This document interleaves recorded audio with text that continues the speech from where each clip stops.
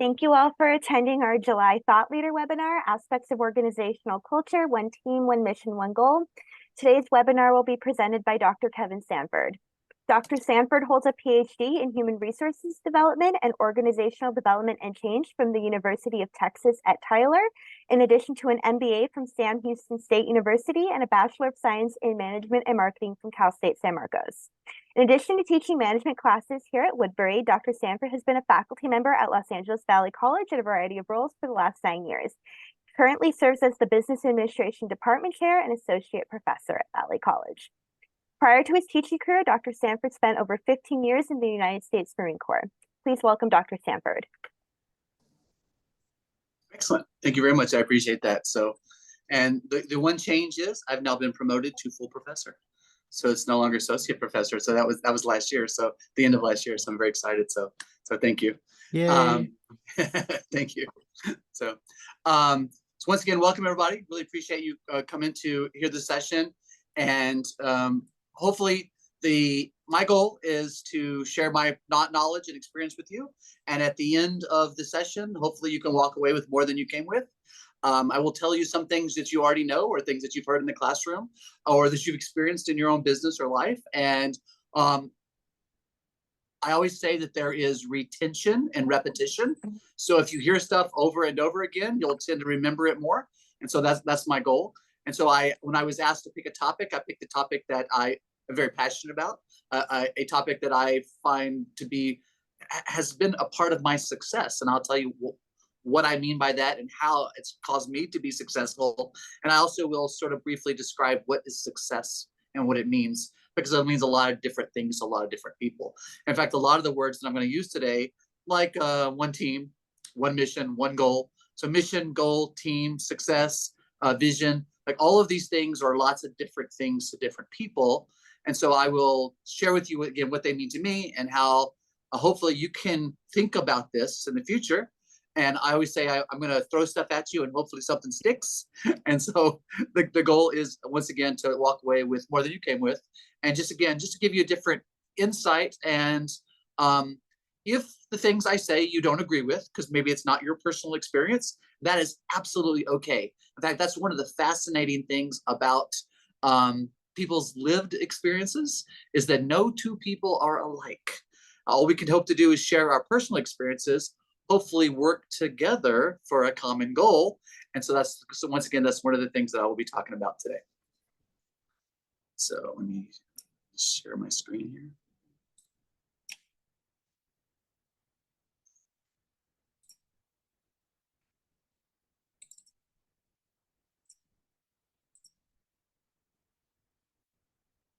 Excellent. Okay, so once again, welcome everybody. So today we're going to be talking about one team, one mission, one goal, and what that means. And along the way, I've added some really cool pictures to look at. So you've got pictures of Woodbury University on the left-hand side, which we'll talk more about that at the end. It's been a very exciting journey. I'm happy to be here to be able to share my story with you and to share this presentation, because once again, it is pretty exciting to me, the topic and and what it means to be able to walk away. So as our director mentioned, that I do have experience from being in the military for 15 years, and I've been teaching for almost 10 years. And I remember when I was applying for my first teaching job, someone asked me, which I love the question. They said, tell us about yourself and all the other normal questions they ask on interviews. But then they asked me, have you ever been on a team? And I was like, well, I've been in the military for 15 years. So the number of teams I've been on is absolutely amazing. And I played sports when I was in high school. So I've been on lots of teams there as well. And so I've been on lots of teams. But I tried to think of a creative answer. And I always try to do a little bit of humor too. So I did a creative answer. I tried to do a creative answer at the point in the interview. And I said, I have been on lots of teams, but the last team that I was on is when I came here to Woodbury University. Like this is my most recent team. And I feel like everyone on the team has an important responsibility. And when I said that, the people on the committee loved the answer. I was so glad, because it's true. It's absolutely true. I try to be a little bit funny, but it's very, very seriously that the classroom you're in, the group you're with, the company you're working for, the school you're going to, all of those are different teams. And once again, so people measure teams differently or they describe teams differently. But for the purpose of this presentation, predominantly or mostly, I'm going to be talking about the aspects of team being whoever you're working with at the time. Okay, so we're talking about organizational culture, what that means. So culture is very important to me as far as my understanding of how things work in an organization, because you could have lots of good people in a bad organization and do well, which sounds kind of weird, or the opposite. You can have a lot of bad people in a good organization and you may not do well. And so, or different variations of that, because it has everything to do with the culture. Now, when we talk about the word culture, which I do teach global enterprise, which is an international business, which are really exciting classes. One of the things that I talk about is culture, and culture is I ask people like the students, like, what is a culture? They talk about culture is your background, your religion, your beliefs, your experiences, and all those things are absolutely true. There's lots and lots of things that make up culture. When you want to identify culture within a company or a school or an organization, the organizational culture is a combination of all of those things that I mentioned when they're brought together.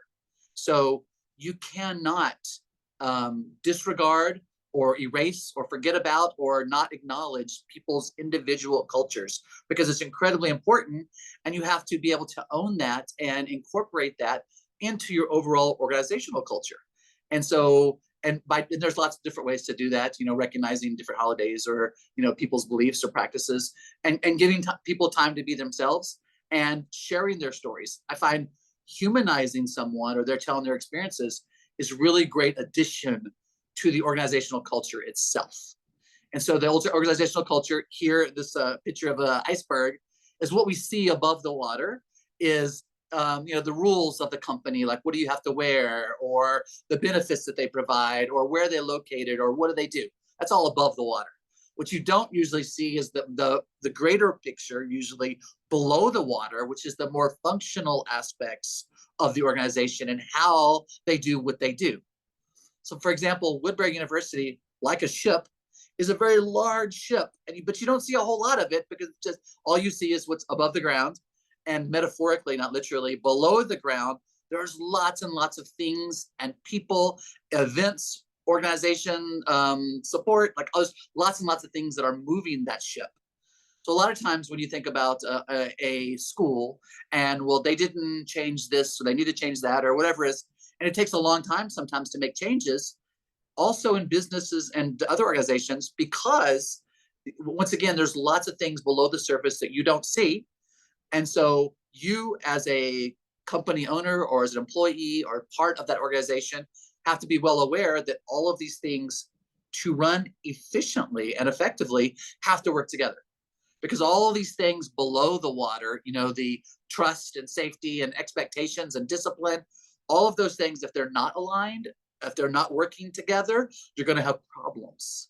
And so that's when it's really important that when you start a company or work for a company, that the guidelines or the expectations of that company or the organization, that it's clearly spelled out what are the expectations. So in this class, I expect that you'll do this and this and this, and this will be the results. You'll get an A, or you'll work on a project or whatever. Or if you're in a company and the goal is to do this and this and this, and then you sort of spell it out, so that way it's very clear to the people participating, what are my expectations? And so again, trust is incredibly important. Safety is incredibly important. All of these things below the water surface that are incredibly important that you may not think about, but are absolutely part of the culture, because you have to identify these things. And that's why there's lots and lots of handbooks and thick manuals, and most of them are virtual on the computer. But the idea is there's lots of rule books and things that spell out how the employees will, incorporate a lunch into your schedule or a break in your schedule or deadlines in your schedule. And so all of these things are incredibly, incredibly important. And so one of the aspects that I learned from playing sports, actually, a lot of times people use sports analogies or sports examples. And so one of the things I learned from playing sports and when I was in high school, but then it even became more ingrained or put into my head when I was in the military is working together. So, little story. So, when I was brand new to the military, I was a very low ranking enlisted person. And I worked for a colonel. She'd been in probably 20 or 30 years, and she was very experienced in the military. But she was super friendly. Now, a lot of times, these high ranking officers in the military, like the colonels and the generals and captains, not always so friendly. But she was very friendly. It was really, really weird to me because I had not experienced friendly officers, because most of them are very like, I'm in control, or whatever. And so I was asking her about like her beliefs or her practices. And at one point, I was working on a document. I was typing, and it was almost time to go home. And so I looked over, and this colonel, that's like a high ranking officer. It's like almost like the president of your company. So imagine the president of your company comes into your office, and I look over, and she's emptying the trash can. I was like the CEO, the person in charge of this organization is emptying the trash can. It was like my mind. I was so amazed, because at that point I just thought the people in charge just sit on top of the hill and that's it. I didn't realize that they sometimes are willing to roll up their sleeves and actually get involved. And so I asked her on her practices, and I didn't want to question what she was doing because that was not my position. But I wanted to find out, like, because I was new to the military and all of this, this organization itself, there's lots of new rules and new practices and new impacts and things that I had to be well aware of, that I had to learn along the way. So when you're working for an organization or when you're going to school, you're also going to find out what are the rules and how they do things, because you want to try to understand why they do the things they do. That's a huge tool, I guess, or practice, is to find out why do they do the things they do, and how can we get these people to work together, or how can we work on the same mission, or how can we focus whatever it is that we're doing. So I was talking to this colonel, and I was finding out like her different experience, because she'd been in the military a long time, her experience that would be okay for her to come in and help do a small task like emptying the trash can, which is really surprising to me. And she tells me, she said, okay, she's like, at the time my rank was I think a Lance Corporal, which is like a low ranking enlisted. She's like, my last name is Sanford. She's like, Sanford, she's like, I just want to let you know that my view on us working together is like it's a team. So she used the example of horses. She said, I'm the colonel. I know I'm in charge. Everyone knows I'm in charge. So I sit in the wagon, and I have the ropes, and I pull for, if necessary. And then all of the different people on our team have different responsibilities, different roles, different jobs, but they're like the horses working together. And so she's like, when my job is perfect, I don't have to hold the reins anymore. I don't have to hold the ropes, because everyone knows their job. So it's my job to make sure you know your job. And she said, and the reason why I was emptying so at that point I asked her, why did she empty the trash? And she said, because I know that when it's time to go home, if you finish your current job and then next you have to empty the trash, and we're still going to be waiting around for the low ranking person to go ahead and do the job. She's like, so I know as a team, we all know our roles and responsibilities. And she said, and never do people think like, oh, she has to do that. I'm doing it because I want to do it, because I want to help the team. She's like, I'm providing my own support to the team in that individual situation. And so that was a huge impact on me and the way I thought about moving forward on my leadership style. And so I tried to copy what she did in the future, keeping very mindful that everyone has a job, everyone has a responsibility. Now, each of the horses on the team are probably paid differently because they have different positions. Not literally, this is a metaphor, which means in a story, for example. And so all of these different positions potentially are something that she's well aware of, because she's the one in the wagon holding the ropes. And so I know, like, for example, when I go to a organization, it's just good advice for you. There are lots of different people with lots of different jobs, and it is your responsibility to never discredit anyone. So you walk into the school and you see someone sweeping, or you see someone cleaning the window. Their job is incredibly important to the organization, to the appearance of the organization, as well as for their lives. Their job is just as important as everyone else's. And so you may get somebody that feels like, oh, that person, maybe their job is not important or whatever, but it's absolutely not true. Again, everyone has a position, everyone has responsibility, everyone has a place. And so no matter what people's jobs are, it is your responsibility to give them the respect of being a person that has a valuable contribution. And so I've, for over the years, since in the military and afterwards, I always keep that in mind. And so when I talk to the president of the school, the dean, the secretary, a student, a janitor person, a person cutting the grass, I always talk to them with the respect that they deserve as a human working in this organization, having a responsibility. So again, the horses were a metaphor. This is more an accurate reflection of what I'm referring to is the people on your team. Each of those people have different jobs, different responsibilities. So a team is a group of people who perform interdependent tasks, working together to accomplish a common mission. And so we'll talk about a mission shortly, or specific objectives. So what are we doing? What is our goals? If you're going to have a meeting, it's always a good idea to have that clearly spelled out. What it is that, why are we meeting? What is the plan? What are we going to talk about? If I want to share my idea, how do I do that? So again, there's lots of different ways that you can incorporate the rules or the practices. And especially with newer people, you have to let them know. But overall, what it is that your expectation is, or practices, or what is the culture of your organization that allows people to share their ideas and maybe wait to the end, or maybe raise your hand, or maybe just speak out, or there's lots of different rules that are normally established. In the classroom, we have the common rule of raise your hand. That's again, so that lets, again, that's a common understanding of if you want to insert a question or whatever. However, it needs to be spelled out and it needs to be identified. And so once you get a new person or a person either new to your section or new to the organization, again, it's important to know the rules. And one of the things as a team leader is to try to get people to work together. In fact, frequently, and no matter what class I'm teaching, I often have the concept of why people do the things they do, and how you can get them to work together. That's incredibly important, because why did that person do that? Why did that person not do that? Whatever that is.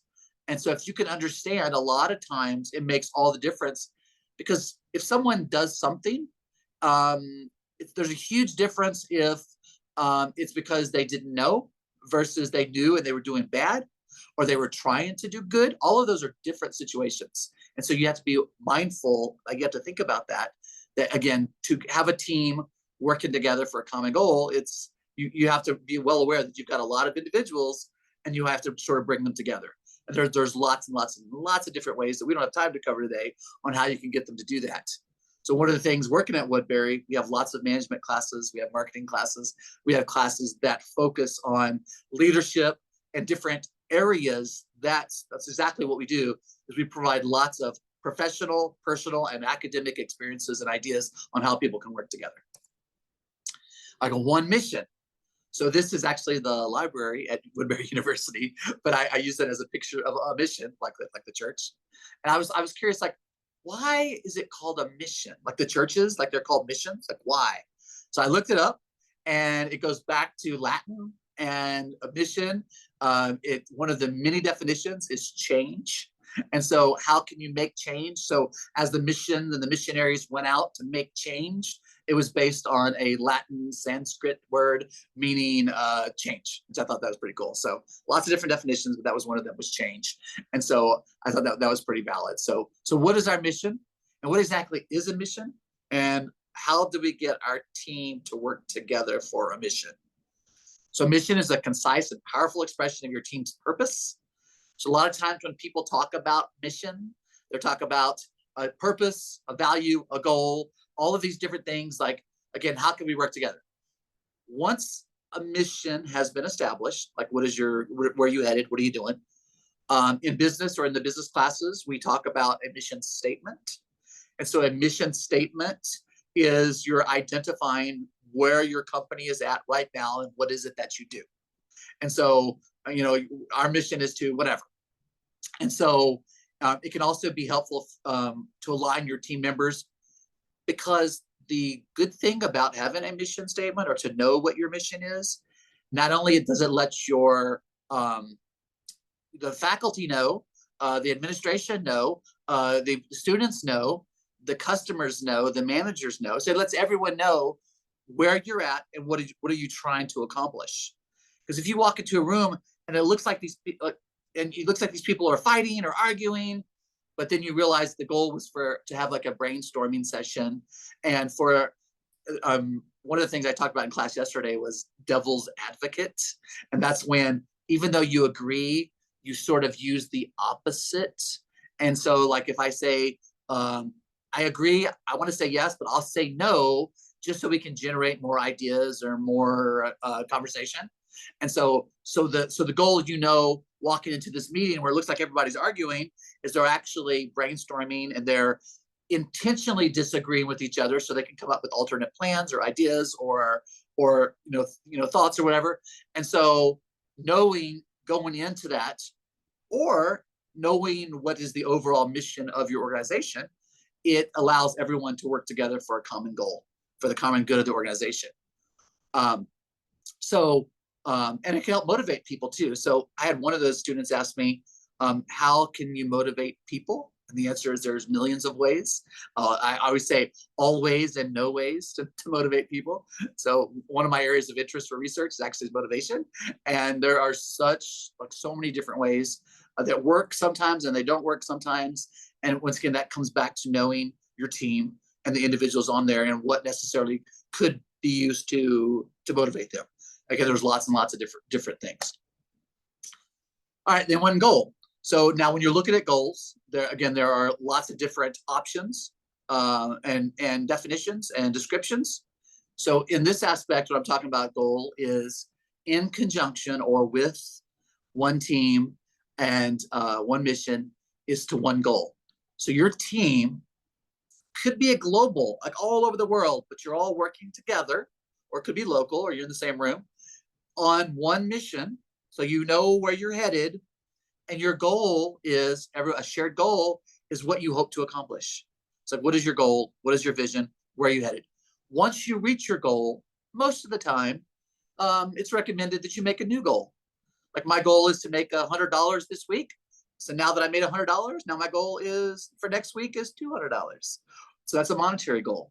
Or my goal is to lose 5 pounds, and then next week I did it. Now I'll try to lose 10 pounds. And so that's more of a weight goal. Or you're trying to get numbers of customers. Your goal can be a time goal, like we want to finish this by this date. We have 2 years to do this, or we have 3 years to do this. So again, there's lots of different goals that you could set. But ideally, when you work with the goal, once you've set the goal, once you've identified the goal, you want to share that goal with everybody, so that way they can know, again, what do we need to do to work together.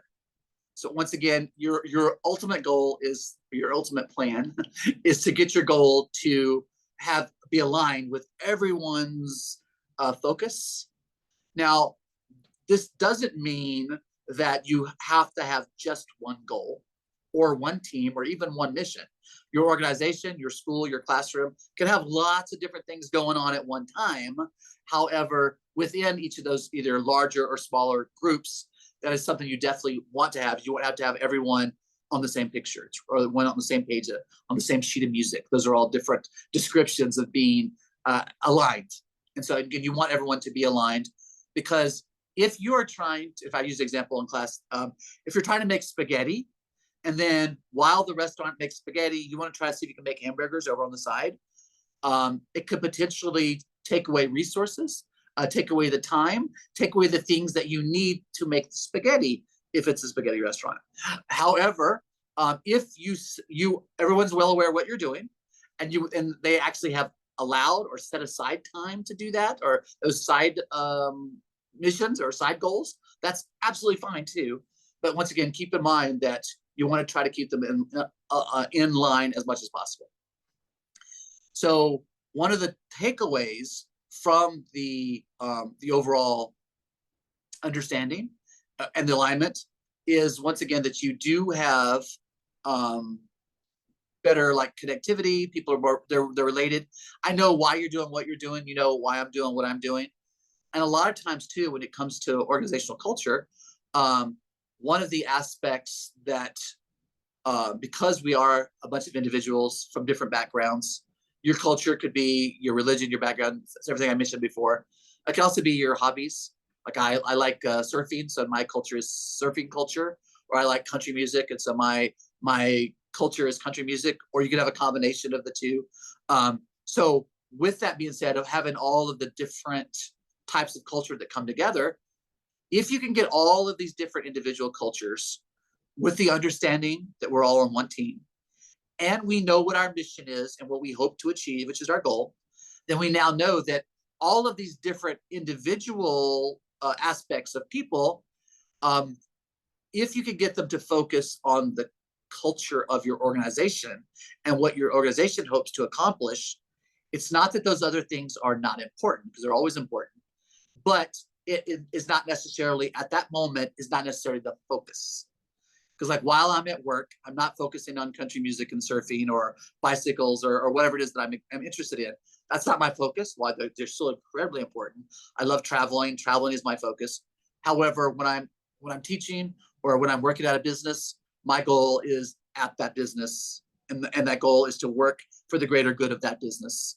Especially if this is your business, that's exactly what you want. Is you want the maximum number of people to support whatever it is that you're doing, your ideas, or bring new ideas to your organization to trying to help you reach your goal. And once again, once you've reached the goal, then you can make a new goal, or if you find out that goal is not working, you can change along the way. But once again, you're keeping everyone informed. So my biggest takeaway from all of this has a lot to do with the communication that's involved in the process of getting everyone to work together on a common goal. And so it takes a lot of effort, but once it's up and running, and once you've had it established, and that is your organizational culture, is to keep everyone informed and then let everybody know what's going on, and then in general, then you ultimately have better outcomes. And so again, that's incredibly important. So,